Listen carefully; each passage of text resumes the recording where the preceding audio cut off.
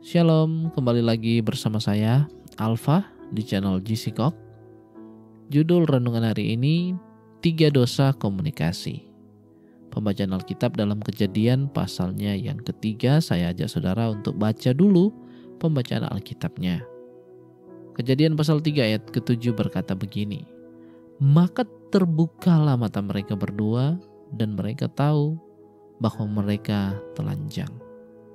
Lalu mereka menyemat daun pohon ara dan membuat cawat." Nah saudara, sebelum manusia jatuh di dalam dosa, mereka memiliki hubungan yang harmonis dengan Tuhan. Mereka bisa sedemikian dekat dengan Tuhan dan bercakap-cakap dengan Tuhan setiap saat. Demikian juga Adam dan Hawa memiliki hubungan yang dekat dan sehat satu sama lain. Tapi begitu mereka jatuh dalam dosa, hubungan mereka menjadi rusak. Komunikasi mereka juga menjadi tidak sehat. Dalam kesempatan ini saudara, marilah saya ajak kita belajar tentang komunikasi buruk yang terjadi setelah Adam dan Hawa jatuh di dalam dosa. Nah, inilah 3 dosa komunikasi yang perlu kita hindari. Pertama, tidak mau terbuka dan saling menutup-nutupi. Begitu manusia jatuh dalam dosa, mereka langsung membuat cawat untuk menutupi ketelanjangan mereka. Sebelumnya mereka bisa terbuka tanpa mereka harus menjadi malu. Tapi kini mereka saling menutupi ketelanjangan mereka. Inilah dosa komunikasi yang pertama, yaitu tidak mau terbuka dan saling menutup-nutupi. Jika suami istri sampai tidak berani mengatakan apa yang dirasakan dan apa yang dipikirkan, itu indikasi komunikasi yang buruk. Jika anak sampai tidak berani menceritakan apa yang dialaminya, itu indikasi komunikasi yang tidak sehat antara orang tua dan anak. Mengapa tidak berani terbuka dan sengaja menutup-nutupi? Itu kan yang jadi pertanyaannya. Mungkin karena kita selalu bereaksi negatif di saat mereka menyampaikan pendapat atau unek-unek mereka. Kita tertawakan kebodohan mereka. Kita menghakimi mereka dengan kata-kata yang pedas.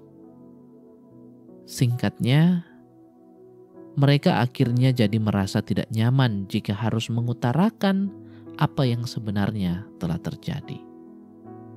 Jika komunikasi seperti ini keadaan yang sungguh bahaya. Kalau sudah tidak ada keterbukaan, salah paham, dan keributan besar seperti bom waktu, itu tinggal tunggu waktunya untuk meledak saja. Maka dari itu saudara, mari kita bangun kembali komunikasi kita dengan pasangan kita maupun dengan keluarga kita. Mari kita awali dengan sikap berani terbuka dan menghargai pendapat satu sama lain. Bahkan, kalaupun ada masalah, semuanya berani untuk terbuka apa adanya. Karena kita yakin bahwa kasih akan menyelesaikannya. Tidak berani terbuka dan menutup-nutupi, itu adalah dosa yang perlu kita waspadai. Kemudian yang kedua, saya baca dulu Kejadian 3 ayat 12. Manusia itu menjawab, "Perempuan yang kau tempatkan di sisiku, dialah yang memberi dari buah pohon itu kepadaku, maka ku makan." Nah, kedua, memilih untuk diam dan mogok bicara.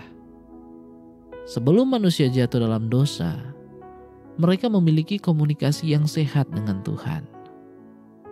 Tapi begitu mereka jatuh dalam dosa, mereka langsung menarik diri, bersembunyi, dan memilih untuk diam. Sampai-sampai di ayat 9 dan 10 Tuhan harus mencari keberadaan mereka. Tuhan berkata, "Adam, di manakah engkau?"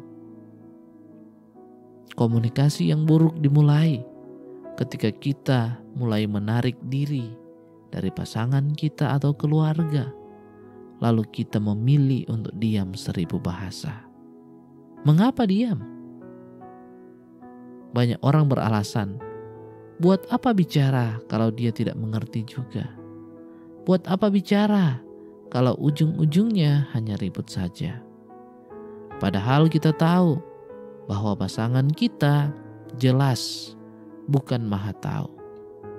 Jika kita memilih diam, bagaimana mungkin mereka bisa tahu apa yang ada di pikiran kita? Jadinya malah salah paham dan berakhir dengan keributan yang lebih besar. Karena itu saudara, beranilah untuk membuka pembicaraan dan berkomunikasilah. Ketiga, saling menyalahkan. Begitu mereka jatuh dalam dosa, lihat bagaimana rusaknya komunikasi mereka. Masing-masing cari aman, dan sebagai gantinya mereka saling menyalahkan. Saling menyalahkan adalah dosa komunikasi yang perlu kita hindari. Orang malas berkomunikasi dengan kita jika kita ngegas terus saat bicara. Tidak hanya ngegas, tapi kita juga mulai menuding sana sini dan kita menyalahkan lawan bicara kita. Mana ada yang betah bicara kalau ribut terus seperti ini? Bahkan firman Tuhan di dalam Amsal 21 ayat 9 di sana dikatakan, lebih baik tinggal pada sudut soto rumah daripada diam serumah dengan perempuan yang suka bertengkar. Banyak orang memilih dalam tanda kutip bersembunyi daripada harus bertengkar terus. Ya, janganlah kiranya dosa-dosa komunikasi ini terjadi di dalam rumah tangga maupun di dalam keluarga kita. Jika kita memang sedang ada dalam masalah, marilah kita cari solusi terbaik tanpa kita harus menyalahkan satu sama lain. Percayalah, ketika komunikasi terbangun dengan baik, maka kita akan mendapatkan jalan keluar. Karena saling menyalahkan hanya akan membuat orang lain menjadi menarik diri dan memilih untuk diam. Dan itulah 3 dosa komunikasi yang semoga melalui renungan ini kita boleh belajar dan tidak terjadi di dalam keluarga kita maupun hubungan kita dengan pasangan kita. Amin. Terima kasih saudara sudah mendengarkan renungan ini. Like, comment, and share video ini. Subscribe channel ini, nyalakan lonceng notifikasinya untuk dapatkan update terbaru dari channel ini. Terima kasih. God bless you.